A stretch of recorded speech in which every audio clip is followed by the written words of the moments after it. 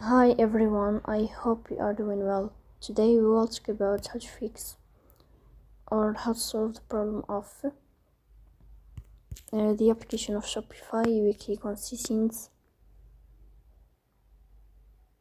In this page, you click on apps, default apps, app settings. Here in this page, you will click on Shopify app. You will click on this sign to search about Shopify. Then you will click on first stop and you will click OK. Here you will enter to storage. Then we click on clear cache.